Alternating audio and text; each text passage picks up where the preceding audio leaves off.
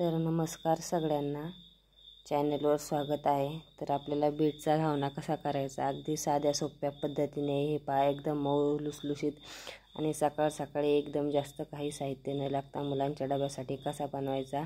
तर हा व्हिडिओ तुम्ही शेवटपर्यंत पहा, म्हणजे तुम्हाला नक्की समजेल।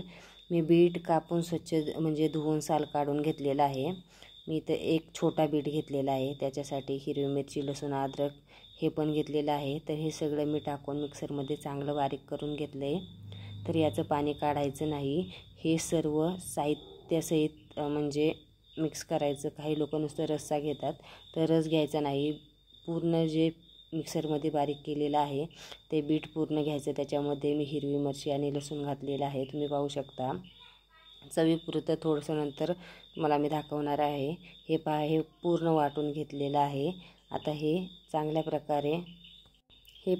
प्रकारे वाटून घेतलेलं आहे आणि मी ते एका भांड्यात काढून घेतलेलं आहे। आता याच्यामध्ये मी मीठ टाकणार आहे, तुम्ही पाहू शकता। मीठ टाकायचं म्हणजे चांगली चव येते, जरा जास्त मीठ टाकायचं। त्याच्यानंतर तुम्हाला सांगते, हे पहा, मी आपल्याला जेवढं प्रमाण आहे तेवढ्या प्रमाणात मीठ टाकायचं। त्याच्यानंतर थोडीशी धना पावडर टाकायची, म्हणजे खूप छान टेस्ट येते।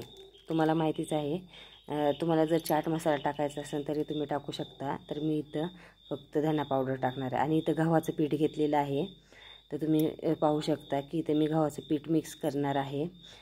जेवढं मला 5-6 बीटाची घावणी करायची होती, त्यामुळे मी वाटीभर पीठ घेतलेलं आहे आणि थोडंसं बेसन पीठ टाकायचं। तर हे पहा, तर अशा प्रकारे हे चांगलं मिक्स करून घ्यायचं, म्हणजे खायला पण छान लागतात। तर तुम्ही पाहू शकता, हे चांगल्या प्रकारे चांगलं पातळ करून घ्यायचं। हे बेटर जास्त पातळ होणार नाही, याची पण काळजी घ्यायची। तर तुम्ही पाहू शकता, इथे मी पाणी टाकून चांगल्या प्रकारे एकदम आपल्याला जसं लागतं तसं बेटर करून घेणार आहे आणि मग त्याच्याप्रमाणे एक घावना किंवा डोसा बनवणार आहे। तर तुम्ही पाहू शकता, थोडीशी मिरची राहिलेली आहे, जिरं पण टाकायचं, मी मगाशी सांगायचं विसरले। हे पहा, जसं आपल्याला घावण्यांना किंवा डोस्याला बेटर लागतं तसं त्याप्रमाणे करून घ्यायचं। एकदम गुठल्या पिठाच्या सगळ्या बारीक करून घ्यायच्या। हे पहा, एकदम मस्त पीठ आपलं तयार झालेलं आहे आणि एक 5 मिनटं ठेवू शकता किंवा 10 मिनटं तुम्ही।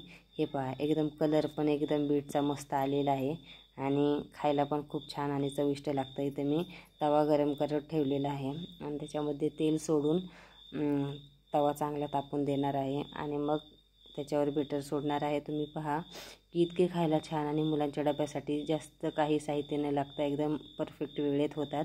हे पहा, आणि मुलं बीट खात नाहीत, तर ते हे पौष्टिक असतात। हे अशा प्रकारे पेल्याने किंवा तुम्हाला जर पळीने टाकता येत असेल तर टाकायचं। हे पहा, झाकण पण तुम्ही ठेवू शकता, पण मला झाकण ठेवून आवडत नाहीत, मी पलटी मारणार आहे त्याच्यामुळं।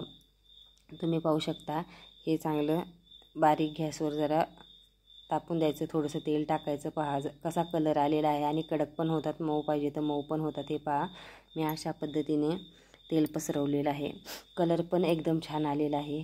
एक लसणाचा तुकडा राहिलेला आहे, तो पण दिसत आहे, कारण तो बारीक वाटला गेला नव्हता। हे पहा, इतका छान पद्धतीने म्हणजे घावणे झालेले आहेत किंवा म्हणजे बीटाचे डोसे, तर तुम्हाला आवडतीलच। नक्कीच तुम्ही असे ट्राय करून पहा। मी अशा प्रकारे 4-5 घावणे करून बघितलेले आहेत आणि खायला खूप पौष्टिक लागतात।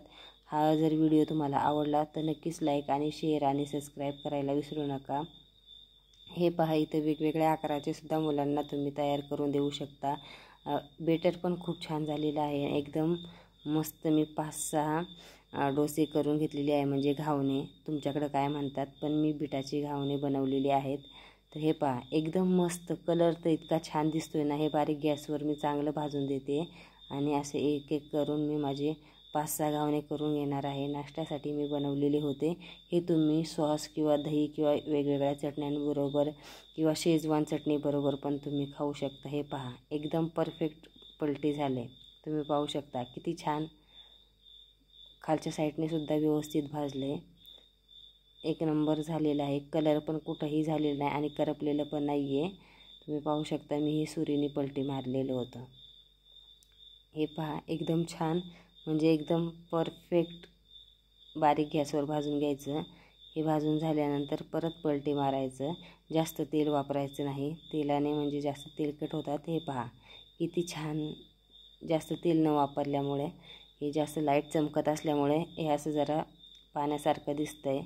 तर तुम्ही अशी वेगवेगळ्या प्रकारचे घावणे बनवू शकतात.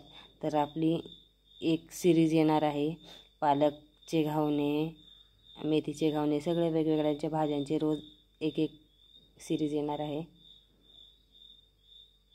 तर तुम्हाला ते नक्की बघायला आवडेल का? कमेंटमध्ये सांगा. हे पहा किती छान मऊ लुसलुशीत झालेत. व्हिडिओ आवडला तर नक्कीच लाईक, शेअर, सबस्क्राईब करायला विसरू नका आणि नक्की ट्राय करून बघा आणि केल्यावर मला कमेंट करा.